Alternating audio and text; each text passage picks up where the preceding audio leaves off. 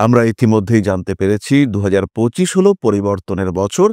প্রত্যেকটি রাশি বা লগ্নের মানুষ তাদের জীবনে অল্প বিস্তর কম বেশি পরিবর্তন আসবেই।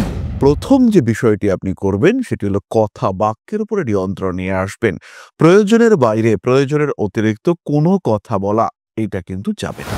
তবে এই ক্ষেত্রে একটি বিষয় খেয়াল রাখতে হবে, আপনি যে সঞ্চয় করছেন সেই সঞ্চয় এমনভাবে করতে হবে তার যেন কোনো হিসেব চটজলদি আপনার কাছে না আসে। খুব প্রয়োজন না হলে ২০২৫-২০২৬-এ এই সঞ্চয়কে খরচ না করাটাই আপনার জন্য উচিত। মন্ত্র উচ্চারণ, পুরাণ পাঠ এগুলি আমরা অবশ্যই করব এবং এমনভাবে করব যাতে এই শব্দ আমাদের কানে গিয়ে পৌঁছয়।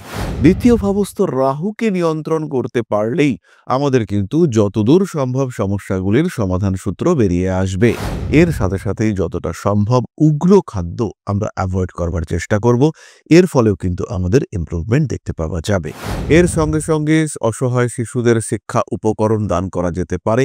তবে সেই শিক্ষা উপকরণের মধ্যে যেন জ্যামিতি বক্স না থাকে। অবশ্যই পেন্সিল, বই, খাতা, ছবি আঁকার জন্য রং ইত্যাদি দান করা যেতে পারে, বিতরণ করা যেতে পারে।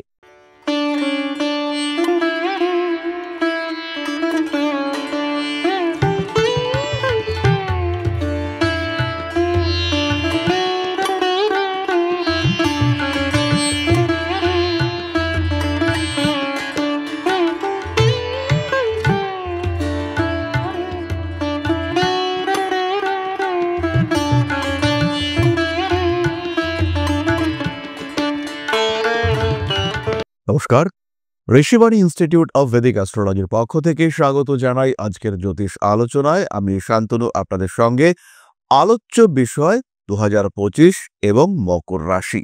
আমরা ইতিমধ্যেই জানতে পেরেছি ২০২৫ হলো পরিবর্তনের বছর। প্রত্যেকটি রাশি বা লগ্নের মানুষ তাদের জীবনে অল্প বিস্তর কম বেশি পরিবর্তন আসবেই।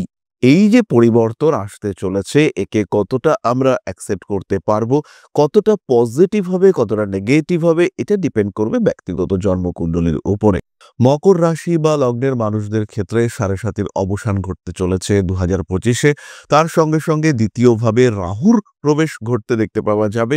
একই সঙ্গে সঙ্গে রাশির ষষ্ঠে দেবগুরু বৃহস্পতি, নবমে কেতু থেকে অষ্টমে কেতুর প্রবেশ ঘটবে।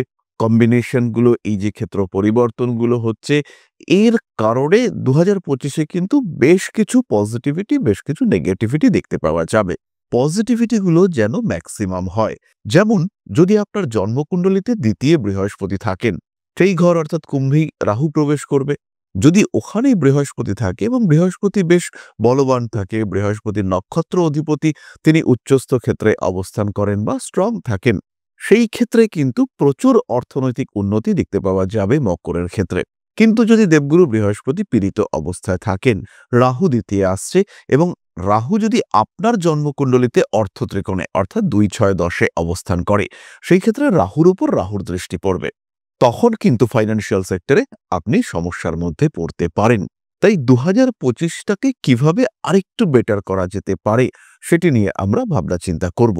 প্রথম যে বিষয়টি আপনি করবেন সেটি হলো কথা বাক্যের উপরে নিয়ন্ত্রণ নিয়ে আসবেন। প্রয়োজনের বাইরে, প্রয়োজনের অতিরিক্ত কোনো কথা বলা এটা কিন্তু যাবে না। প্রয়োজনের অতিরিক্ত কথা বললেই আপনার গোপন কথা বাইরে বেরিয়ে আসবে। প্রয়োজনের অতিরিক্ত কথা বললেই আপনার প্রয়োজনীয় বক্তব্যগুলি সেগুলি প্রকাশিত হবে। আপনার ব্যক্তিত্বের ওপরে কিছুটা প্রেশার সেটা কিন্তু অবশ্যই আসতে পারে। যতটা সম্ভব কম মিথ্যে কথা বলার চেষ্টা করতে হবে। সংসারে থাকলে সংসারের প্রয়োজনে আমাদের কথাবার্তা একটু এদিক ওদিক করে বলতেই হয়। অনেক সময় আমরা সংসারের বিভিন্ন সদস্যের মধ্যে সামঞ্জস্য বিধান করবার জন্য, তাদেরকে ভালো রাখবার জন্য বিভিন্ন রকম কথা বলে থাকি। এটা আমাদের বলতেই হয়। কিন্তু যতটা সম্ভব ২০২৫-এ এটা অ্যাভয়েড করার চেষ্টা করতে হবে। দ্বিতীয়ত যে কাজটি মকর রাশি বা লগ্নের মানুষরা করবেন সেটি হলো পুরনো সম্পর্কগুলিকে নিয়ে আরেকবার চিন্তা ভাবনা। হতেই পারে বেশ কিছু আত্মীয় পরিজন, কুটুম্ব, তাদের সঙ্গে আপনার সম্পর্কে দূরত্ব তৈরি হয়েছে। একটা সময় তারা আপনার জন্য করেছিলেন, ভেবেছিলেন, কিন্তু এই মুহূর্তে তাদের সঙ্গে আপনার অ্যাটাচমেন্ট নেই। এই সম্পর্কগুলিকে আরো একবার জাগ্রত করা অবশ্যই প্রয়োজন সাপেক্ষে এবং আমি কখনোই এমন কোনো মানুষের সঙ্গে সম্পর্ক স্থাপন করতে বলব না যিনি আপনার জন্য ক্ষতিকারক। কিন্তু এমন হতেই পারে কোনো সম্পর্ক আপনার জন্য শুভ, তার সঙ্গে আপনার অ্যাটাচমেন্ট খুব ভালো ছিল। কোনো কারণে ভুল বোঝাবুঝি, তিনি তার মতো আছেন, আপনি আপনার মতো আছেন। কেউ কারোর কোনো ক্ষতি করার চেষ্টা করছেন না। দুজনেই দুজনের শুভ কামনা করছেন, কিন্তু কোনো যোগাযোগ নেই। সেই সম্পর্কগুলিকে আরো একবার জাগ্রত করে তোলার অবশ্যই প্রয়োজন আছে। সেই সম্পর্কগুলিকে আরো একবার গুরুত্ব দিয়ে ভাবার অবশ্যই প্রয়োজন আছে। তৃতীয়ত যে কাজটি মকর রাশি বা লগ্নের মানুষদেরকে 2025-এ as a resolution, as a remedy করতে হবে, সেটি হলো রেগুলার সেভিংস। দরকার হলে ঘট কিনে ঘটে পয়সা ফেলার অভ্যেস তৈরি করতে হবে। প্রত্যেকটি দিন কিছু না কিছু সঞ্চয় এটা আপনাকে করতেই হবে, এবং যখন আপনি প্রতিদিন কিছু না কিছু সঞ্চয় করবেন, তখন কিন্তু আপনার দ্বিতীয় ভাবস্থ রাহুর ইম্প্যাক্ট আপনার জীবন থেকে অনেকটা কমতে দেখতে পাওয়া যাবে। তবে এই ক্ষেত্রে একটি বিষয় খেয়াল রাখতে হবে, আপনি যে সঞ্চয় করছেন, সেই সঞ্চয় এমনভাবে করতে হবে তার যেন কোনো হিসেব চটজলদি আপনার কাছে না আসে। হতেই পারে জুন মাসের মধ্যেই আপনি 50,000 টাকা সঞ্চয় করে ফেললেন। আপনি জানেন আপনার কাছে 50,000 টাকা আছে। আপনার মন দ্বিতীয় রাহুর কারণে উৎসুক হয়ে উঠবে, কি করে ওই টাকাটাকে খরচ করা যায়, কি করে ওই টাকাটাকে এমন কোনো কাজে ব্যবহার করা যায় যেটা সত্যি, সত্যি প্রয়োজনীয় নয়। হতেই পারে এই সময় আপনার হাত থেকে পড়ে আপনার মোবাইল ফোনটা ভেঙে গেল। সাধারণ সেট ছিল, কিন্তু এই সময় আপনার মনে হলো এবার তাহলে একটা আইফোন কিনে নিই, এবং ওই যে টাকাটা আপনি জমিয়েছিলেন, ওই টাকাটাই কিন্তু সবার আগে খরচ হবে। তাই যে টাকাটা আপনি জমাচ্ছেন সেটা তো রেগুলার জমানো হচ্ছে, অল্প বেশি এমনভাবেই জমান যেটার কোনো এক্সাক্ট হিসেব আপনার কাছে না থাকে। জমতে থাকুক অতি প্রয়োজনের জন্য। খুব প্রয়োজন না হলে 2025, 2026-এ এই সঞ্চয়কে খরচ না করাটাই আপনার জন্য উচিত। পঞ্চমত যে কাজটি 2025-এ করুন, বাড়িতে যত খারাপ হয়ে যাওয়া ঘড়ি রয়েছে, সেটা হাত ঘড়ি হতে পারে, দেওয়াল ঘড়ি হতে পারে, টেবিল ঘড়ি হতে পারে, অ্যালার্ম হতে পারে, যত খারাপ হয়ে যাওয়া ঘড়ি রয়েছে, হয় সেগুলোকে মেরামত করিয়ে ফেলুন, অথবা শান্তিতে বাড়ি থেকে বিদায় করুন। এখানে খেয়াল রাখতে হবে কালের নির্দেশক গ্রহ রাহু, তিনি কিন্তু অবস্থান করে রয়েছেন আপনার দ্বিতীয় ভাবে। ষষ্ঠত যে কাজটি মকর রাশি বা লগ্নের মানুষরা অবশ্যই করবেন, সেটি হলো আপনার বাড়িতে যারা কাজের লোক রয়েছেন, যারা ঠিকে কাজকর্ম করেন কিংবা কোনো বিশেষ কাজকর্ম করতে, স্পেশালি পরিষ্কার করতে, ঘরদোর ঝাড়পোছ করতে যারা এসছেন, যারা কাঠের কাজকর্ম হয়তো করছেন, যারা বাড়ি নির্মাণ করার কাজকর্ম করছেন, সেই মানুষগুলোকে একটু গুরুত্ব দিতে হবে। এই ধরনের মানুষ যদি আপনার আশেপাশে অ্যাভেলেবল হন, যদি আপনার বাড়িতে তারা থাকেন, তাহলে অবশ্যই তাদেরকে একটু ভালো জিনিস খাওয়ানোর চেষ্টা সেটা করতে হবে। যেটা খাওয়াবেন তার মধ্যে অবশ্যই যেন ফল থাকে। সপ্তমত, অবশ্যই মকর রাশি বা লগ্নের মানুষরা যে কাজটি করবেন 2025-এ, একটি 6-মুখী এবং একটি 7-মুখী রুদ্রাক্ষ ধারণ করবেন এমেথিস্ট এবং পাইরাইটস ব্রেসলেট কম্বিনেশন। এরই সঙ্গে সঙ্গে 2025-এ আমরা আত্মীয়, কুটুম্ব, পরিজন এদের সঙ্গে যতটা সম্ভব সদ্ভাব রাখবার চেষ্টা করব। মন্ত্র উচ্চারণ, পুরাণ পাঠ এগুলি আমরা অবশ্যই করব, এবং এমনভাবে করব যাতে এই শব্দ আমাদের কানে গিয়ে পৌঁছয়।